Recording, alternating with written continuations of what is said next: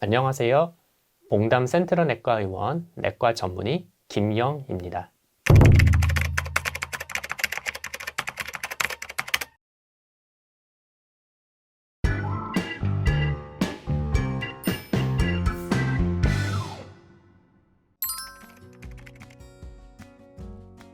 결론적으로는 단 음식 제한 혹은 탄수화물 제한 둘 중 하나만 한다고 해서 혈당 조절이 잘 되는 것은 아닙니다. 혈당 관리를 위해 식단을 구성하는 경우 글라이세믹 인덱스 혹은 GI 지수가 낮은 음식을 드시는 것이 좋다고 알려져 있습니다.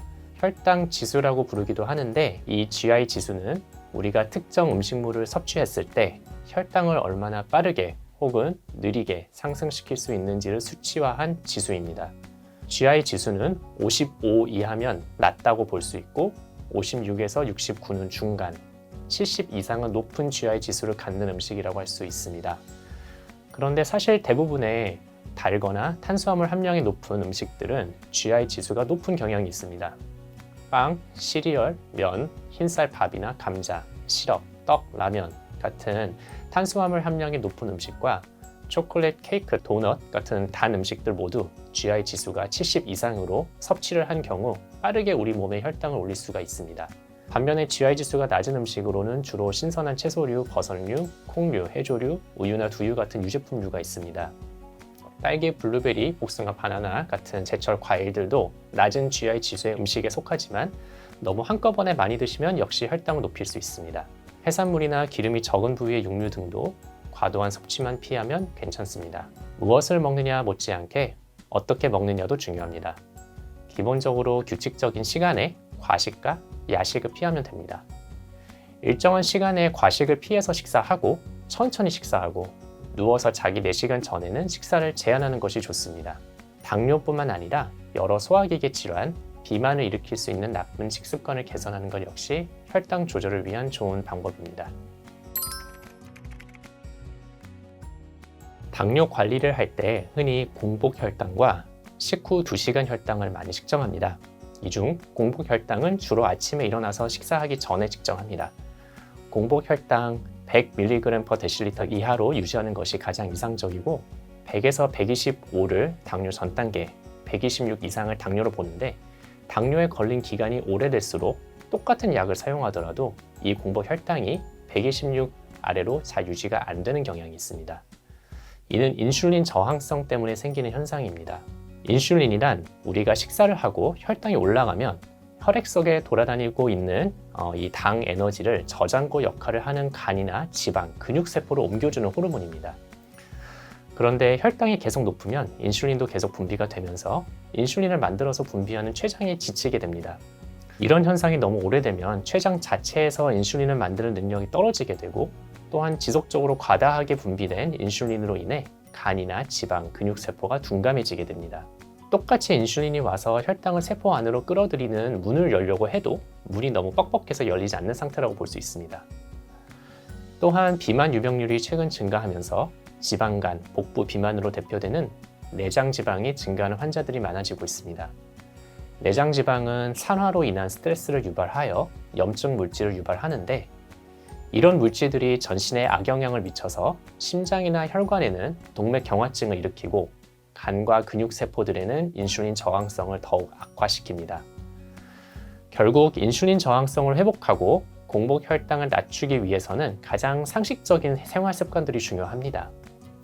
비만, 그 중에서도 특히 복부 비만 관리를 위해 체중을 감량해야 하는데 운동과 식이요법이 가장 기본이 됩니다. 앞서 말씀드린 저혈당 지수 외에 식이섬유가 많은 음식을 위주로 식단을 구성하고 하루 30분 이상 최소한 주 3회, 이상적으로는 주 150분 이상의 유산소 운동을 꾸준히 하시는 것이 좋습니다.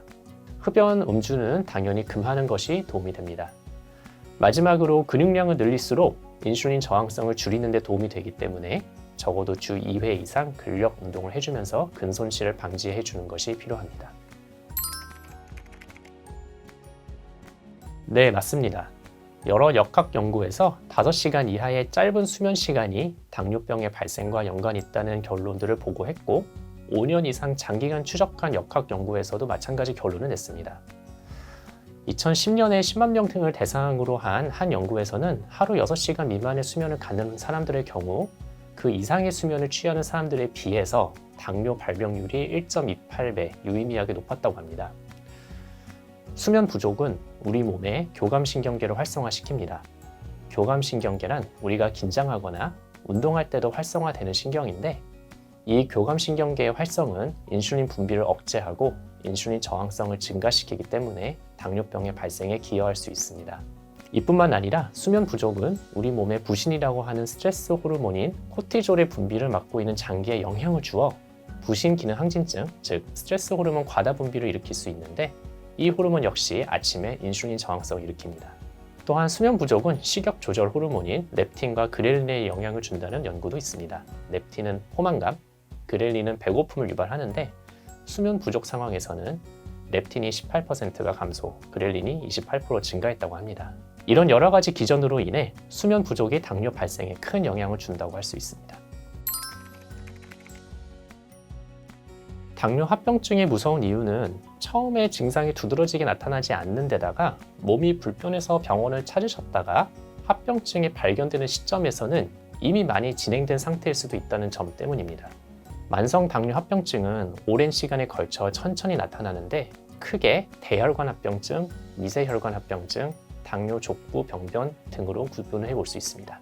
대혈관 합병증의 대표적인 질환은 협심증이나 심근경색증으로 잘 알려진 심장 동맥 질환, 뇌경색으로 잘 알려진 뇌혈관 질환, 그리고 그 외 팔, 다리, 발 등의 혈관에 문제가 생기는 말초혈관 질환으로 다시 나눠볼 수 있습니다. 모두 공통적으로 고혈당으로 인한 산화 스트레스와 동맥 경화가 일어나면서 동맥의 내경이 좁아지면서 생기는 문제입니다. 가슴 통증, 호흡 곤란, 두통, 사지마비, 팔다리 저림 같은 증상들이 진행할 수 있고, 더욱 심각한 것은 뇌나 심장의 혈류가 막히면 어느 날 갑자기 생명에 치명적인 문제로 나타날 수 있다는 것입니다.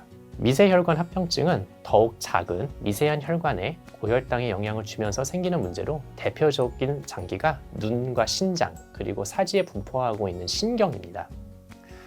눈에서는 백내장, 녹내장, 망막병증 등의 다양한 문제가 생길 수가 있고, 신장의 경우에는 당뇨병성 신증이 진행하면서 생기는 신기능 저하, 투석이 필요한 말기 신부전까지 발생할 수 있습니다. 당뇨병 신경병증은 당뇨가 시작한 지 5년 정도가 지난 후에도 비교적 일찍 잘 발생할 수가 있고, 매우 흔하지만 조기에 발견하기가 쉽지 않습니다.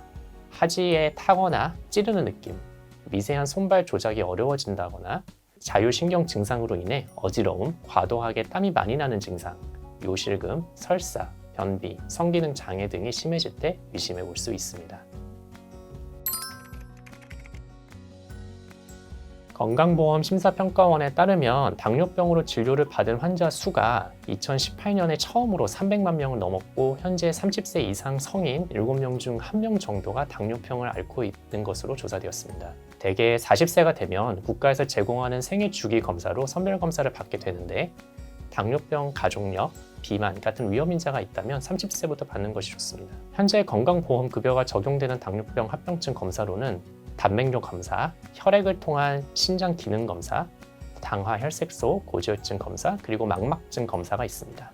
그 외에도 급여가 되지 않지만 뇌경색의 위험도를 예측해 볼 수 있는 경동맥 초음파 검사, 말초 동맥의 동맥 경화를 예측해 볼 수 있는 맥파 전파 속도 검사, 말초 신경 섬유의 손상 정도를 파악할 수 있는 신경 전도 검사 등의 검사들이 있겠습니다.